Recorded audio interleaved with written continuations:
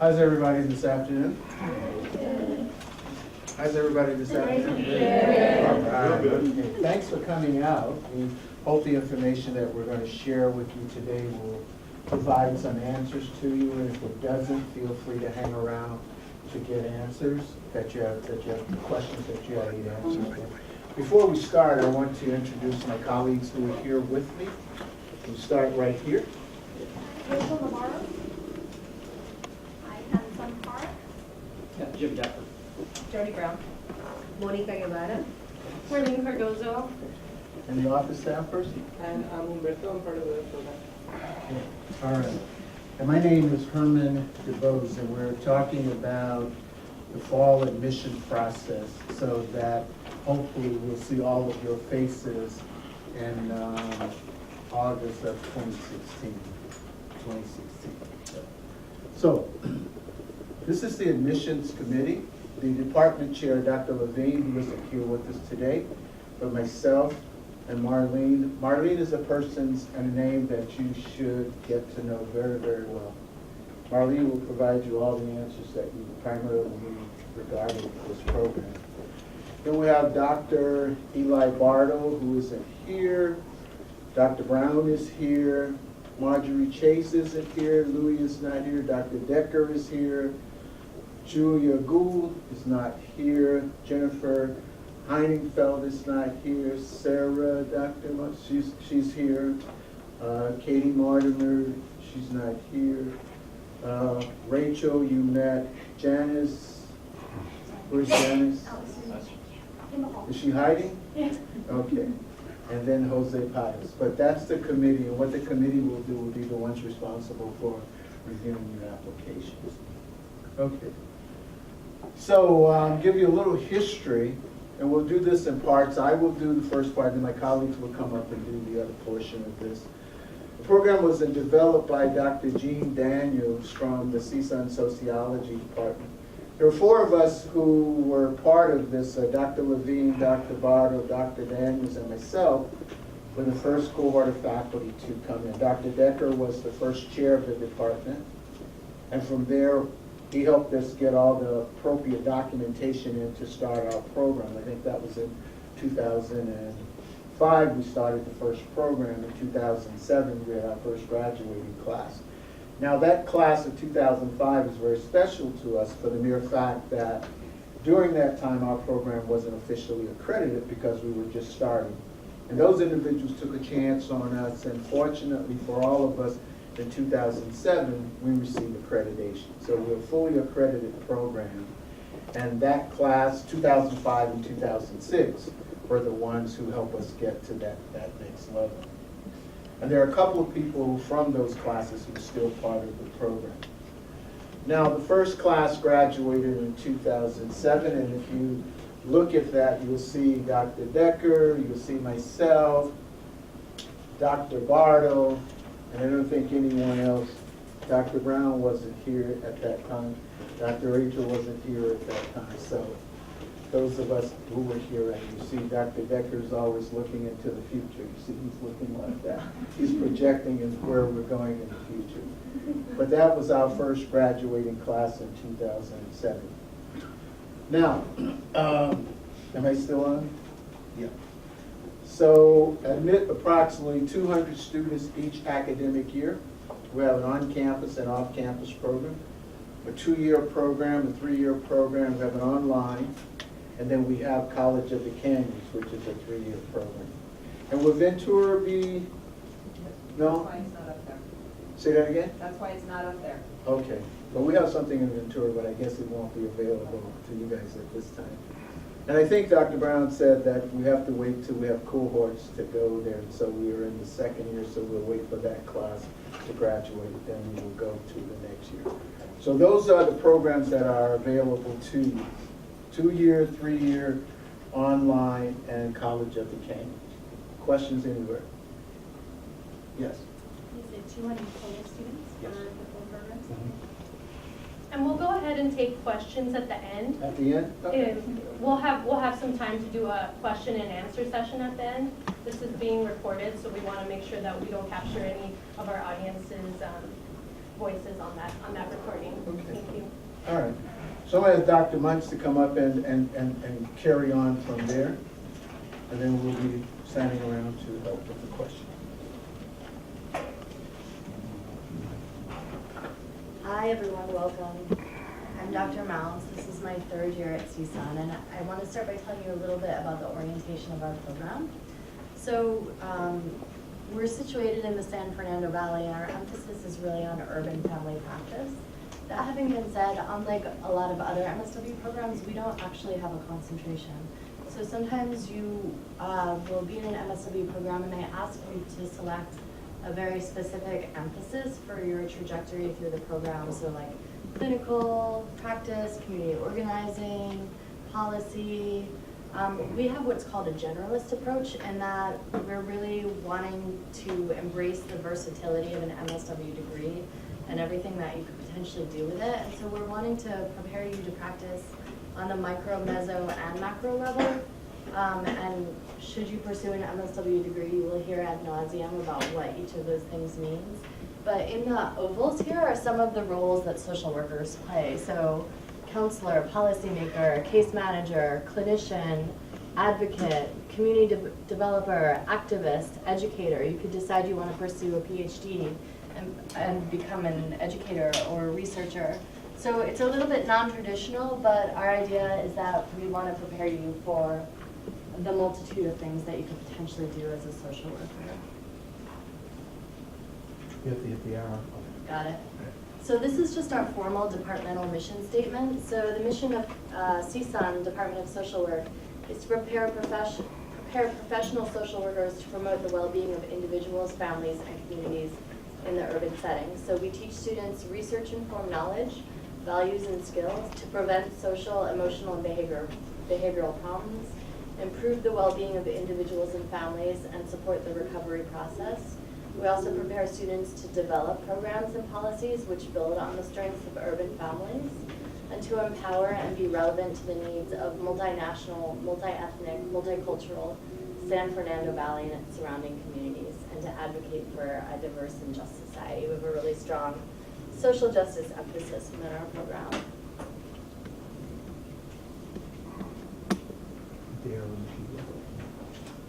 I'm going to give up on this clicker. So the Council on Social Work Education, CSWE, is the national accrediting body that says basically that your social work program is legitimate. So you want to make sure you're going to a CSWE accredited program because it influences your potential to get a job, right, to have your degree recognized. So there are core competencies that the Council on Social Work Education says need to be woven throughout the curriculum in every MSW program, and those were recently updated, and they're woven throughout all of our different sequences. So research, practice, policy, and what's the fourth sequence? The one that I'm the chair of, human behavior in the social environment. So all these core competencies are woven throughout the curriculum of each sequence. And I'm going to pass it along to Marlene. Thank you, Dr. Mounds. And I just want to go back to that the very second slide, which had all of our committee members listed. A lot of our folks that are on the admissions committee come to us from the field education department, and they actually have a really important conference in Oakland this week, so that's why a lot of them are not able to be present here at this specific information session. But if you do have any questions related to the field education department or field internships, we have Monica Guevara who can answer some of those questions. Really, any of us can answer the questions that you have, or we can give you contact information for our two directors of field education. And we also have Janice Allis, who greeted you outside, and she's the administrative coordinator for the field education department. Now, this slide is concerning licensure, and I won't go over it too much in detail, but do know that because we are CSWE accredited, you would be eligible to apply for licensure after you graduate from the MSW program, and that's true of any accredited MSW program. It's always post-MSW. So you gain those 3,200 supervised hours after you earn your MSW degree, and this all functions through the California Board of Behavioral Sciences.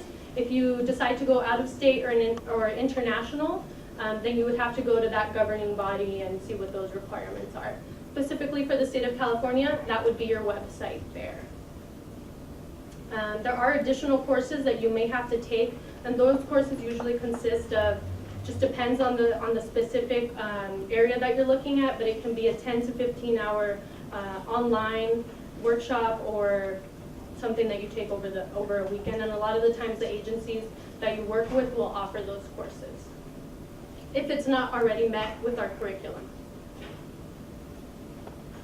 We also have a lot of knowledgeable faculty members that are licensed, and you'll see that on their name tags. It'll say LCSW right after it. So if you do have questions about licensure, those are great folks to turn to. And we have a workshop during your last year. It's all about licensure, so you get a lot of information from that workshop. A little bit about our 4 MSW programs. We have 2 on-campus programs. We have a 2-year cohort and a 3-year cohort. Those are strictly on campus. There's no hybrid programs. So you would be taking classes here at CSUN's campus. Now with the off-campus programs, those function through the same college. They're all accredited, CSWE accredited programs. They're just different delivery formats. So we have a College of the Canyons 3-year program and an online 2-year program. Rachel Navarro, who is the admissions coordinator for the off-campus programs, will go into those in detail. So a little bit about the 2-year program that's on campus.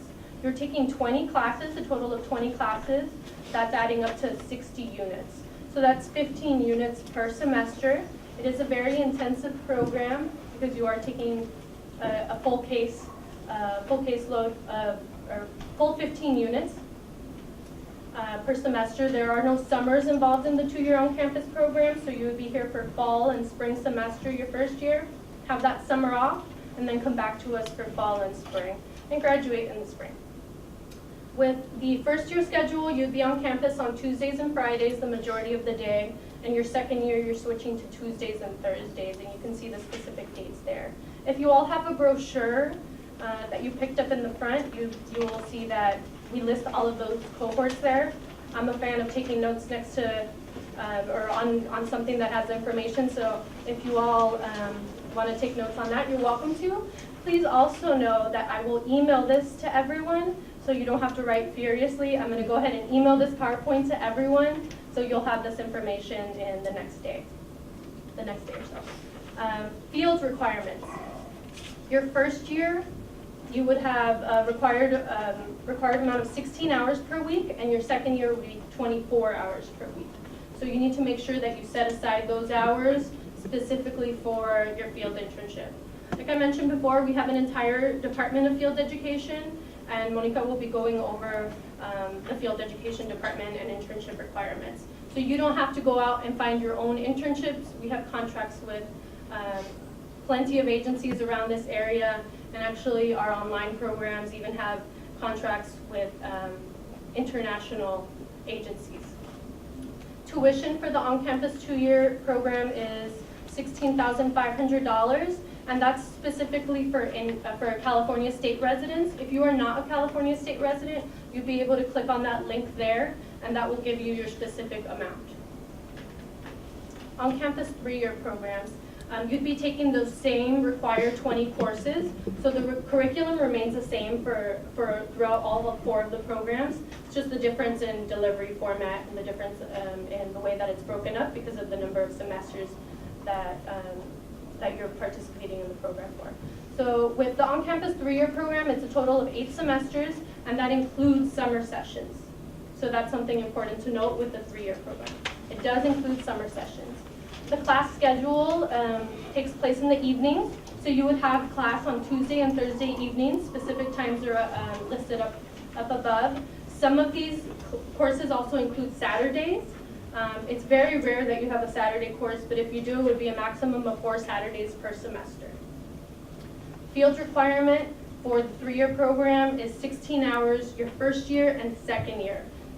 The only exception is for DCFS employees. So if you are employed by the Department of Child and Family Services, you would defer your field placement your first year, and you would go on and do that your second and third year. So that's specific to DCFS employees. If that's not the case for you, if you're not employed by Department of Child and Family Services, be first and second year. Your third year, you would not have an internship.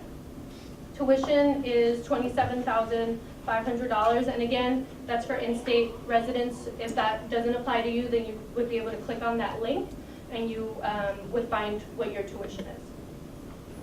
Okay, and I'm going to hand it over to Rachel Navarro for some information about off-campus. Thank you, Molly. Test this one. Okay, sure. Good noon-ish, everybody. My name is Rachel Navarro.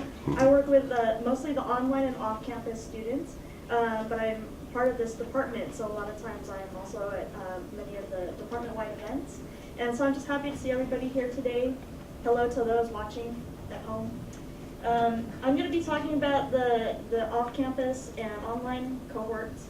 Again, just to reiterate, these are still MSW degrees from California State University, Northridge. And at this time, as you're thinking about which cohorts you want to apply to, it is possible, we'll talk about it a little bit later, it is possible to apply for both on-campus and online or off-campus cohorts. So you don't have to decide right now which cohort is the best fit for you, but I'll go ahead and get started. Similar program requirements. The College of the Canyons is located in Santa Clarita, California, and it's a 3-year part-time program. There are 63 units, 21 classes that are spanned over 8 semesters. That would be fall, spring, summer, and then your final year, just fall and spring, and you graduate. For the first 2 years, you'd be taking 9 units each semester, and then because part of that includes your field component. And then in your final year, when you're just taking fall and spring to wrap it up, you're no longer in field anymore, so you only have 6 units. Those classes meet Wednesdays every evening from 4 p.m. to 10 p.m. the first 2 years. And then year 3, you have 4 p.m. to 9 p.m., so you get out a little bit earlier that last year. Again, similar to many of our cohorts, the field requirement are 16 hours a week, and you need to be available 2 days, Monday through Friday, 8 a.m. to 6 p.m. That's when the majority of our field placements take place. And again, summer for field, just the first year only. So you'll be taking field fall, spring, and summer. The approximate tuition for this whole 3-year part-time program is $36,225, and it's considered a self-support program, meaning there's no state funds that go into it. So that tuition dollar amount that a person in this cohort would pay is regardless of if they're a California state resident or out of state or even international. Okay. Our online program is a 2-year full-time program, and these are 20 classes totaling 60 units over 4 semesters. So your first year is fall and spring, no summer, and then your second year again, fall and spring, and then you graduate. It's a full-time program, so you're taking 15 units every semester, and the way that our online cohort is modeled is for the first 8 weeks of the 16-week semester, you're taking specific classes.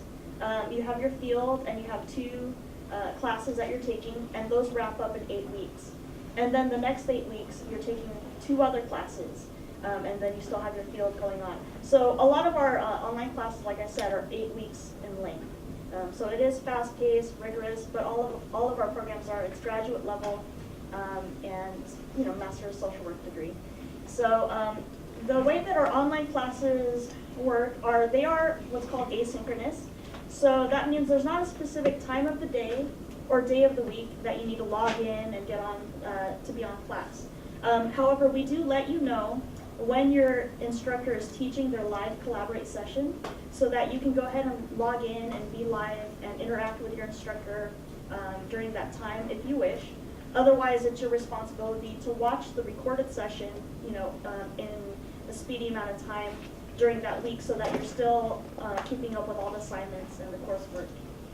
There is one class, however, that is a set time of the day and day of the week, and that is when you're meeting with your field liaison and a few other students in the class to talk about real-time conversation, what's going on in your field.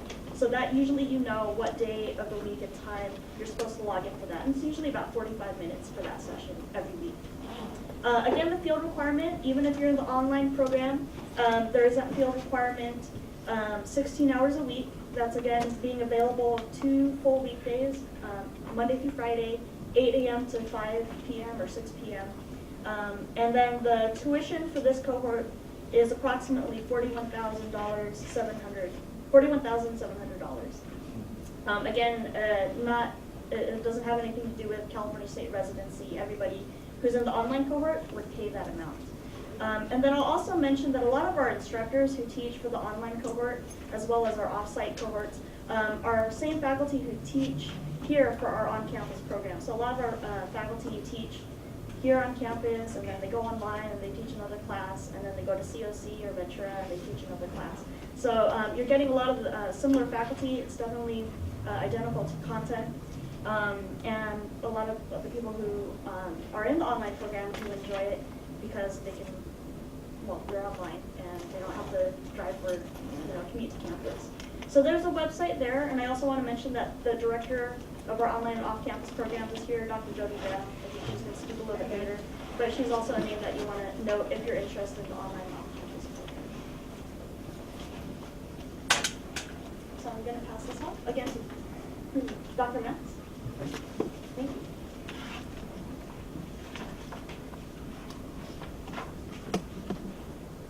We have a very narrow runway. So the culminating experience of your MSW, of our MSW program at CSUN is something called a Capstone Project. And that's a requirement of every student, whether they're in the 2-year, 3-year, on-site, off-site, online program. And essentially that's an opportunity for you to conduct original research about something related to urban family practice that you're really passionate about. I'm biased because I'm a Capstone advisor, but this is one of my favorite parts of our program because it's an opportunity for students to really sink their teeth into something that they're really passionate about and pursue really in depth. So last year's, just a couple of projects that students I worked with did were one group of students interviewed foster care alum who had been placed in the child welfare system because of reasons related to deportation of a parent. Another project that some students did was what's called photo voice, which is essentially where you're handing cameras to participants and asking them to take pictures in response to a research question that you've posed. And they did a photo voice project with transgender and gender nonconforming students on CSUN's campus and learned a lot about those students' experiences. So at the end of all that, you write an APA formatted, so the American Psychological Association formatted research paper with a title page, abstract, background, methods, and discussion section. And you can use either a quantitative or a qualitative method to pursue your research questions. And the pictures here are from, at the end of the Capstone experience, we have an open community poster session where you present by way of poster format, so a large poster, your research findings, your methods, your recommendations for practice or for policy, and it's open to the public, so you can invite friends, family members. A lot of times our field instructors are there, so that's Capstone in a nutshell. You like that? Yeah.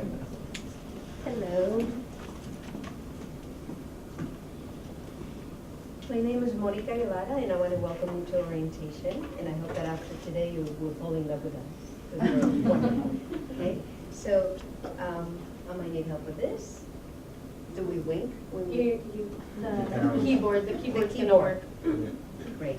So what I'm here to talk to you about is field education.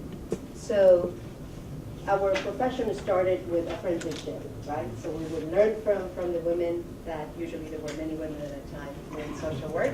And here we have one double, handsome men. But that's how our profession started. So field education is very important. It's an integral part of your training.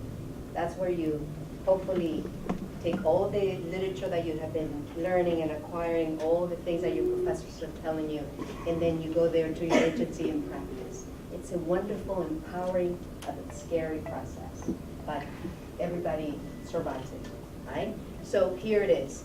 You will apply the first year for your internship, and you answer a set of questions, and the field director, along with the field department, will place you in a place, in an agency that they think is the best for you. And what we want to do is challenge you in the process, so you can grow as a professional and as a person, as a human being. So that's the first year. The second year is easier because you have been through it, right? So it gets easier. You're great, more knowledgeable, and there are many opportunities because there's a presentation that second year students do, a poster presentation, and then you get to see the different agencies and you ask questions to them during that time. So the practical aspects of field practicum, right? You need to have a car. Did you hear about the woman who got in trouble because she was inebriated driving, and now she's on campus, not on this one, driving on a little Barbie car? You cannot do that. You have to have a car, okay? We have stipend programs. You have to apply for them, and that happens in your second year. Then, of course, like anything, right? We have to do background checks and other requirements, and you will learn about them. We are asking you to think about giving yourself the time to drive up to an hour to the agency, because what we're interested in is quality. So if it's 60 minutes of driving, you have to do it because it's good for you, okay? Availability during regular business hours, Monday through Friday, 8 to 5. There are occasions where the agencies may have programs or classes or something, events during the weekend, but it's rare. Okay, the field application process. You go online and you do your application through the IPT. You will learn that. It's a wonderful system. I almost fainted the first time I saw it. I thought, how am I going to learn it? But it's wonderful. I love the IPT system. You do the application there, and then you have a wonderful in-person interview with the field department. That's how they try to match your strengths with a placement, right? And I'm yet to hear of a student who, even in the beginning, is saying, oh, I don't think I know about this, so I don't know if it's worth it. At the end, you learn in the process. It's a wonderful opportunity. So after the interview, then you do one more interview with the agency, and they have to choose you, right? So you have to show how wonderful you are. So it's a process, so you're interviewing along the way, and you're learning a great deal. So once you're placed, then you have a year at that agency. For the stipend programs, that's something that you would be eligible and able to apply in the second year. Okay, and going over all the acronyms would be a waste of time because it's hard for me to pronounce one of them. I've been trying, but so I'm going to give up. So you'll do that afterwards, okay? The first year of the field practicum, you have heard this before, 16 hours a week, and then the strategy is the field department, with their great expertise and experience, will choose the agency that would be best match for you, and then it would be a new learning environment. And then the benefits, you learn something new about the field and yourself. And that's, you have to have the intent to do that, right? So it takes two to tango, they say. So even if it's quiet in the beginning of the agency, you have a lot to learn. You observe, you listen, right? So it's never a dull moment if you take advantage of it. The second year, we think that you are stronger, so instead of 16, you give us 24 hours, okay? In the strategy, the department arranges placement with your input, because you have gone through a year, so you're able to say, this is what I would prefer, and you have some choices, right? And then we will consult with you regarding your learning strategy. What I'm proud about this program and about the university, in that this is a student-centered program. We want you to succeed. And I love every faculty here because their intent, we want you to get out of this program being a smart social worker who's able to go out there and work for social justice. And I'm very proud to say that. It might sound corny, but that's how I live my life. And all of us try to inspire you, give you our knowledge, our mistakes along the way, so you can go out outside the door and make a lot of changes in people's lives. The benefits, I just said it, right? Well-rounded social worker, and the field is going to give you that well-rounded benefit and experience. Marketable, this is something that Dr. Mound said, and the previous speakers. I have been, working for a long time, and I can tell you, my MSW program has served me so well because it has allowed me to work in many different fields. And we want you to be well-rounded, meso, macro, and micro. So you can go, if there's an opportunity, you will say, yeah, I can do this. So that's our intent. And that's one of the very few benefits. I can go on and on about the benefits, but you will discover them. And I think I have one more. Practical aspects of your placement, travel, we have said that before, background checks and other requirements, drug tests, have to do it, criminal record. If somebody has had a criminal record before, can the person come in? Okay, so we'll talk about that because we practice social work, right? So, and then health screening. We don't want you to get sicker if you're a little sick, and we don't want you to get other people sick. Okay, so, and that's it, right? So thank you very much, and we hope we see you, okay? Thank you, Monica. Yes. I will say one thing about the criminal record, or disclosing any previous criminal records. That doesn't happen at all during the application process.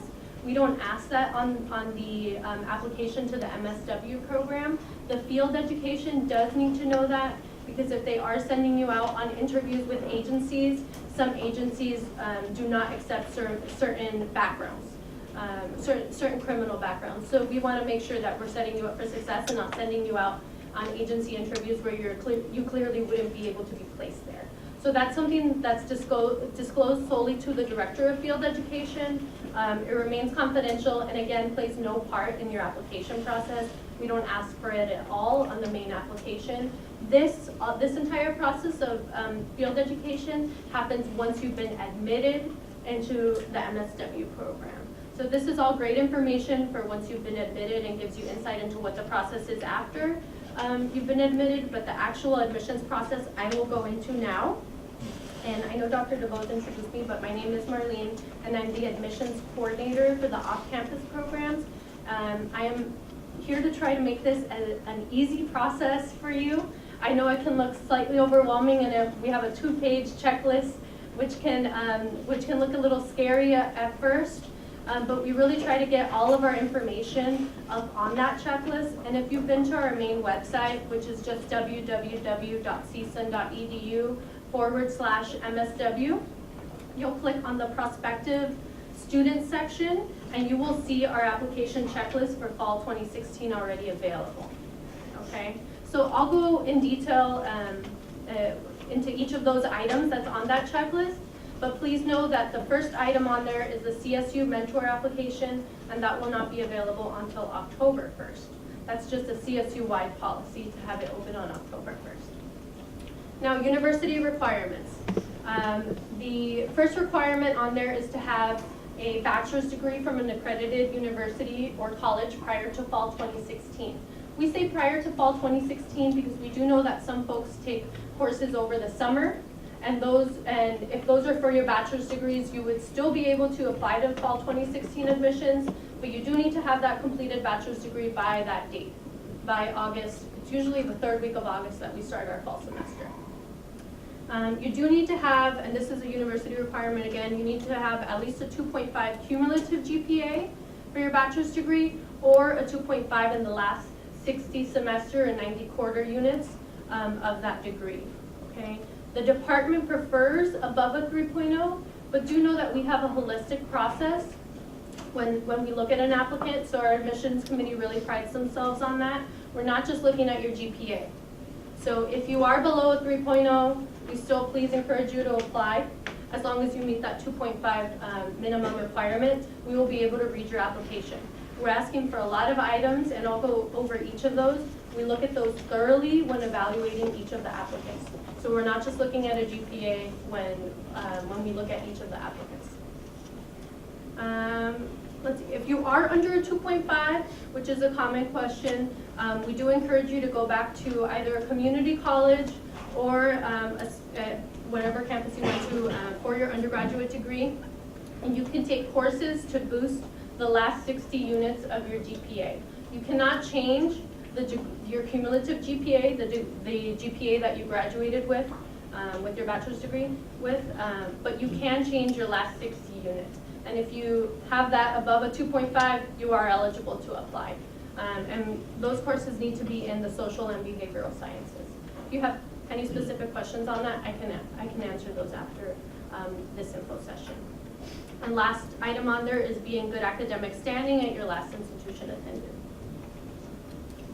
Okay, a little bit about the steps in the application process. And you'll notice that it says on-campus programs only. So this is for on-campus programs and anyone that we consider a dual applicant. So if you're applying to on-campus and off-campus, you'll often hear that terminology, dual applicant. That means that you're applying, that you'd like to be considered for both. So this applies to both on-campus and dual applicants. The first item on there is the CSU mentor application. And you'll notice that the next large bullet point is the department application. So I'll go into detail with each of those. Like I said, we have the department. There's the department that you're applying to, and there's the university you're applying to. The university takes an application via the internet, and that's at the csumentor.com or .org website, and you can just click directly on that and you'd be able to see that information.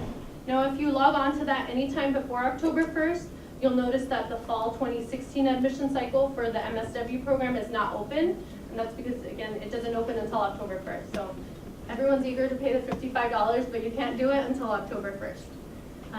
The department application is available online, so it's at that, it's on our main website, and you're able to start on those items. A little bit about the online and off-campus program, and Rachel's going to go into that. Yes.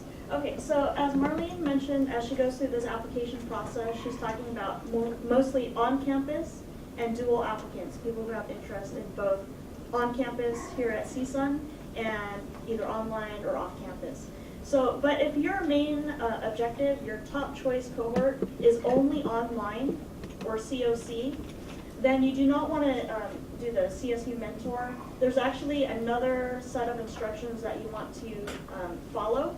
And so that's the main important thing, is do not do a CSU mentor. Again, if your primary cohort of choice is online or COC. Not dual, but just online or COC only. And again, Marlene will email this PowerPoint out to you, so you'll have that link. And again, so just to reiterate, frequently asked question, should I fill out a CSU mentor application or a same college application?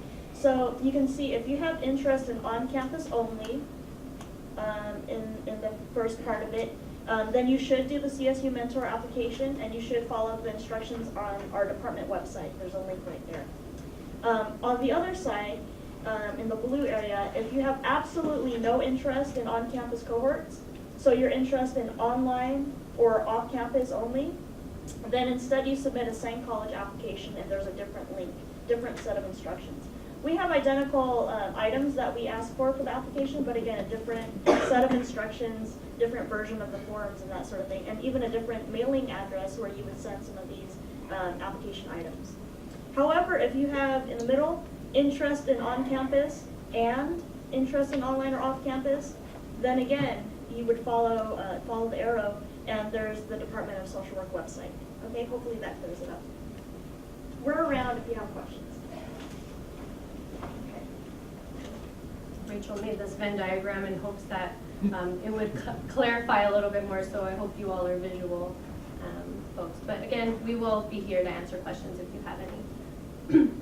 Okay, now a little bit about that main department application. The first item on that application is your program cohort preference.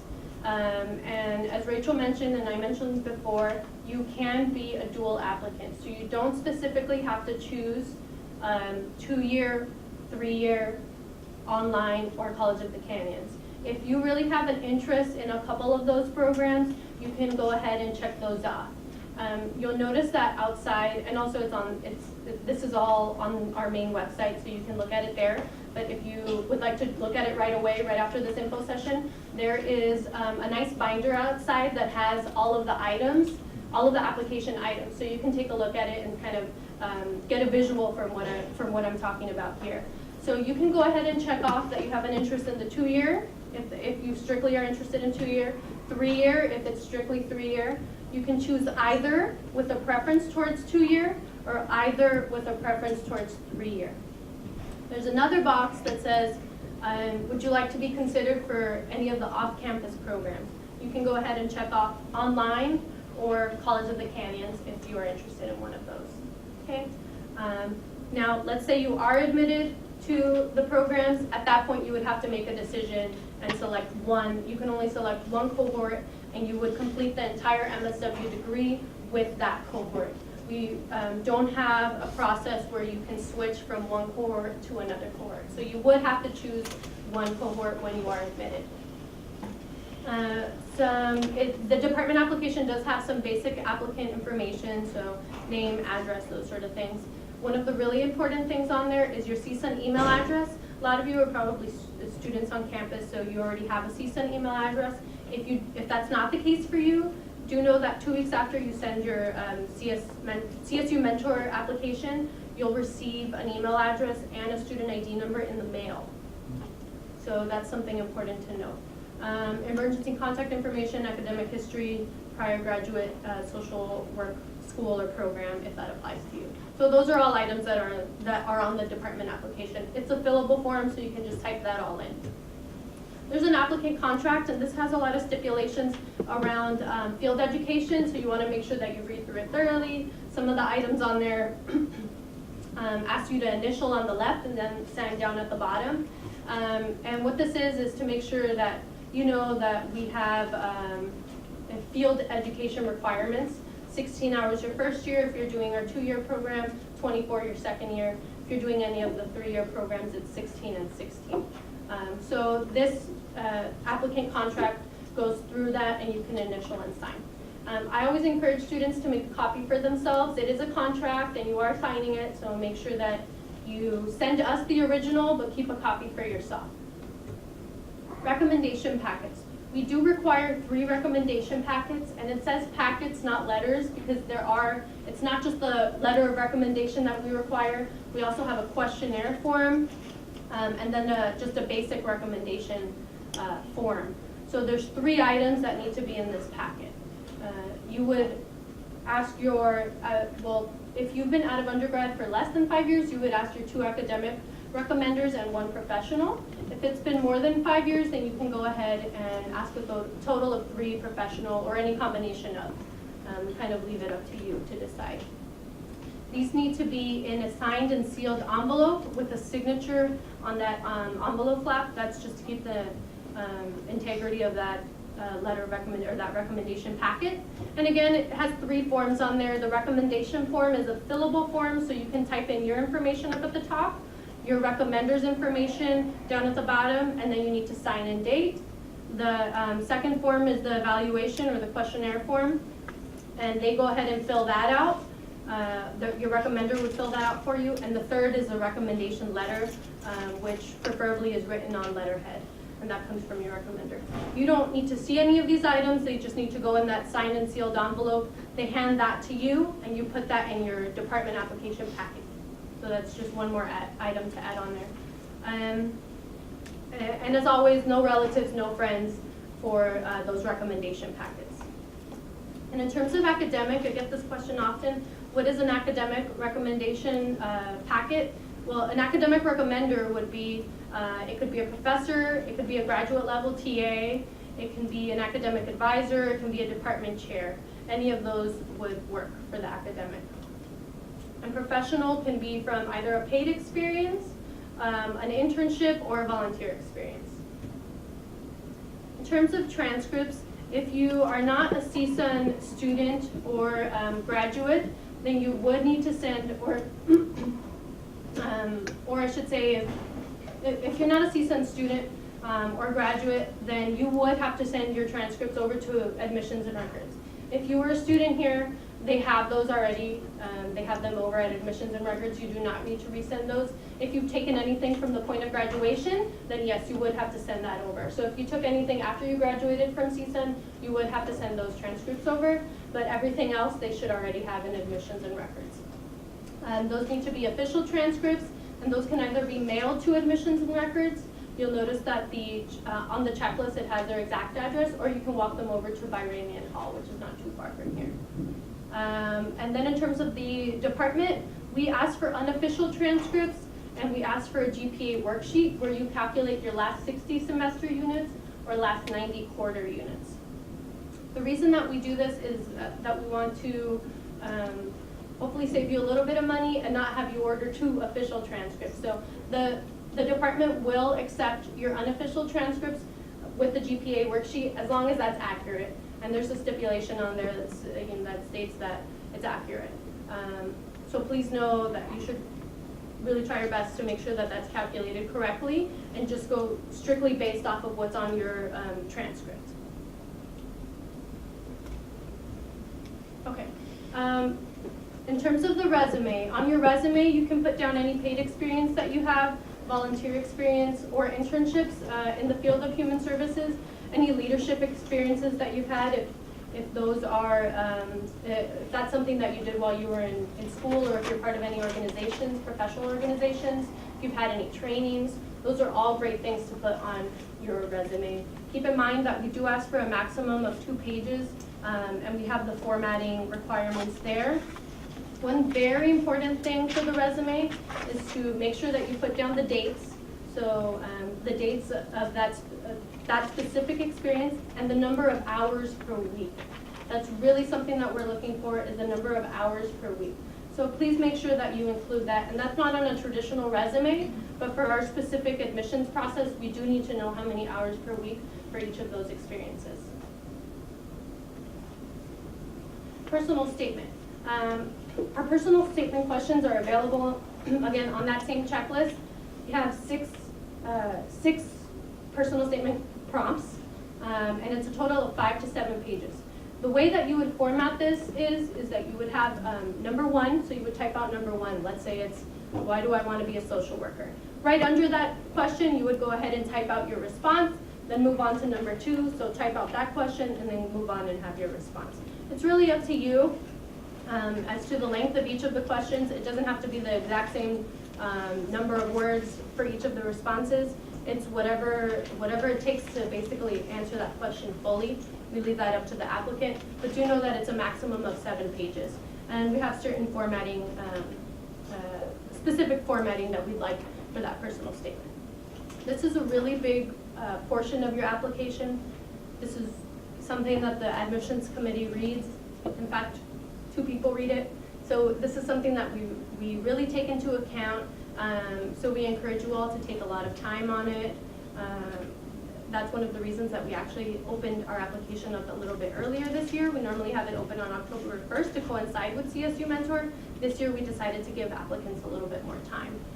So make sure you have someone that you trust read over it, and make sure that you're checking for all of those spelling or grammatical errors that you can really catch before sending it in to us.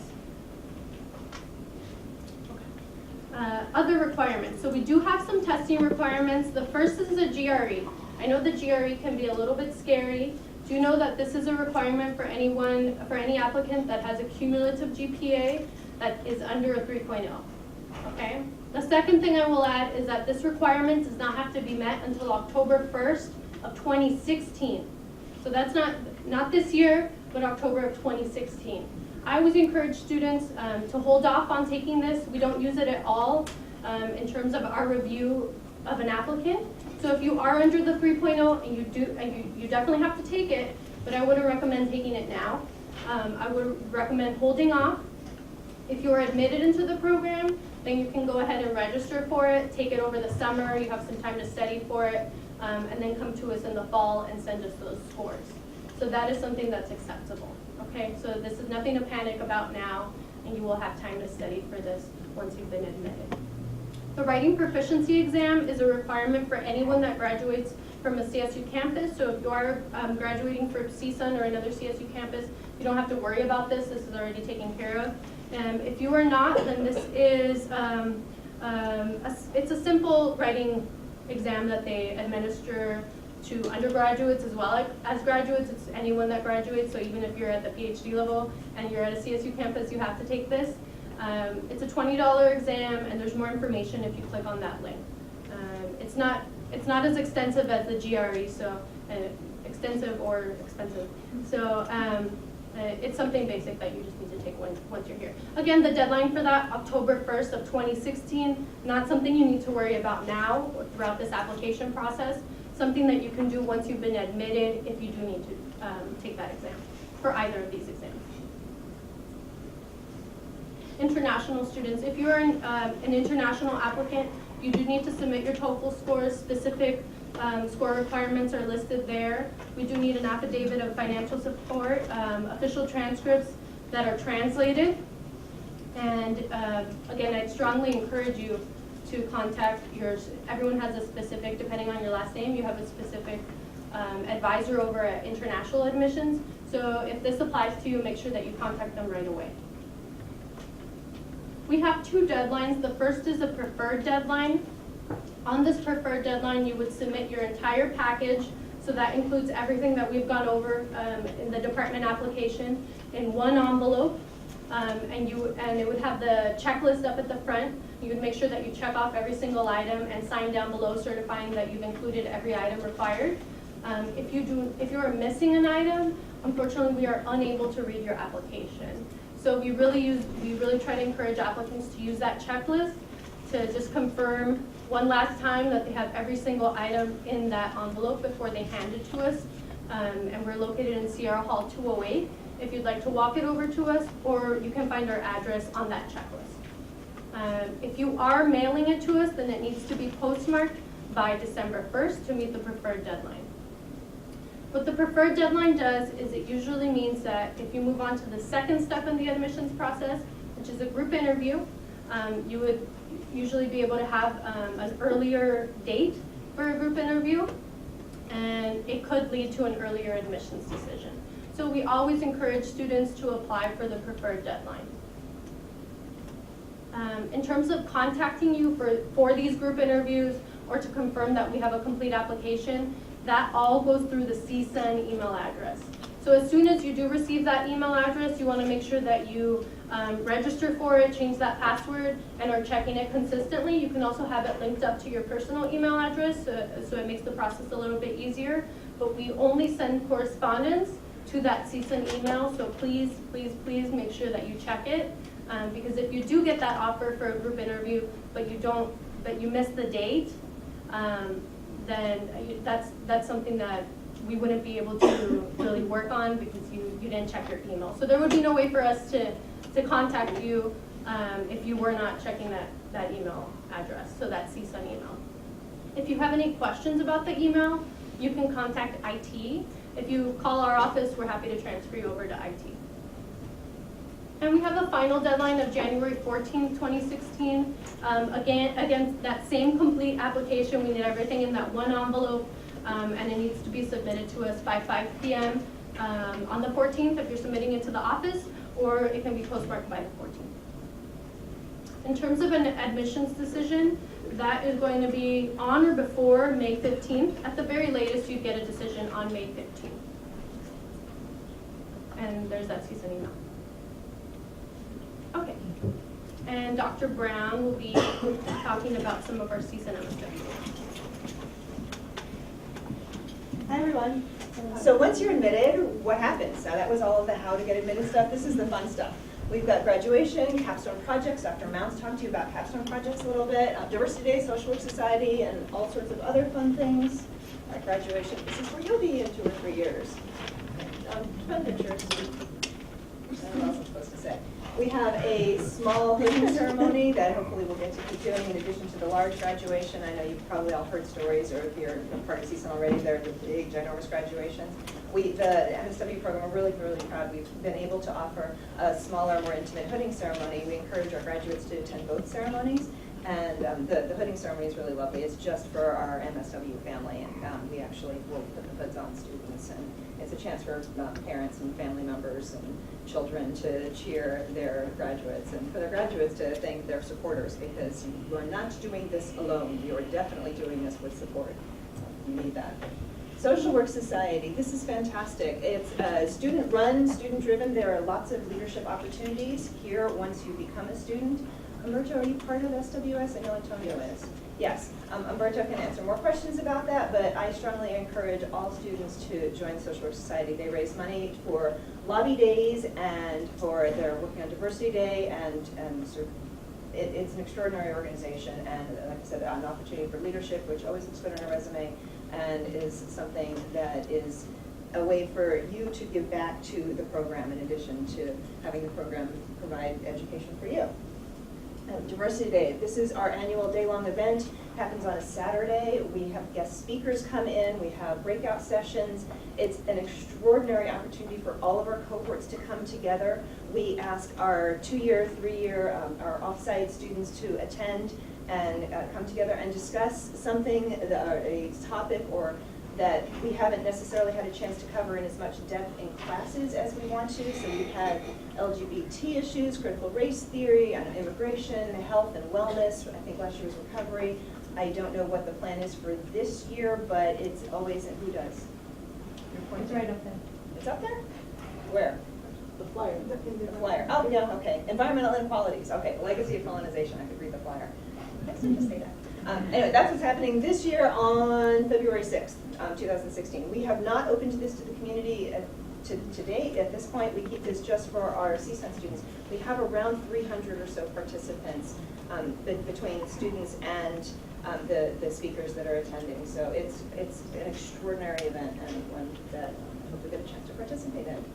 I had mentioned lobby days. Students travel to Sacramento in terms of SWS and raising money, and students travel to Sacramento every spring to learn how to lobby. And this is something that people find terribly intimidating until they actually go.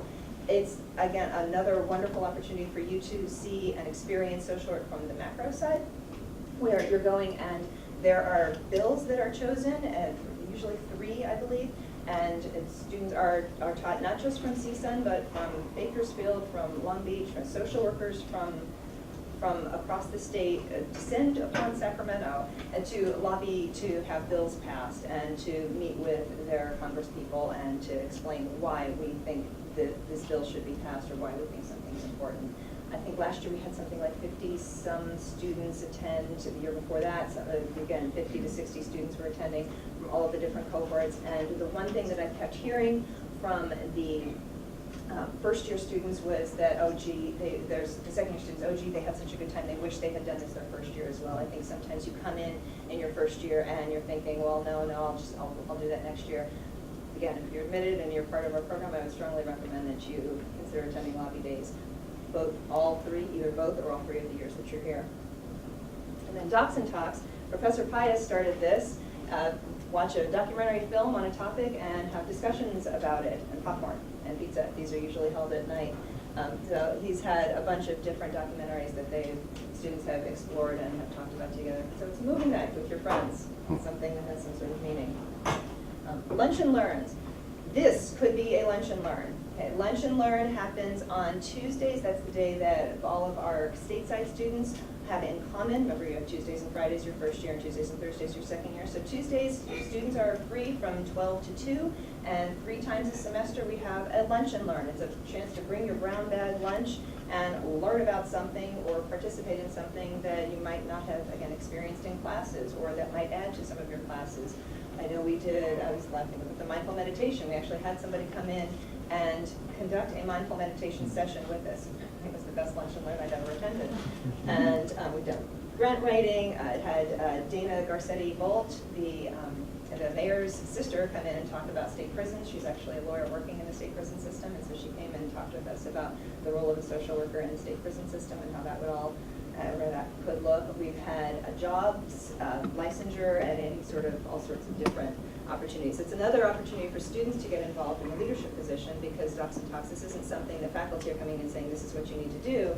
We have a student committee coming together and saying this is what we want to bring to our peers, or this is what our peers have said that they want to learn about, so how do we go find speakers, and let's go out and do this. So again, another opportunity for leadership and involvement. We're gonna say thank you to our film person at this point. Tony. Goodbye to everybody online.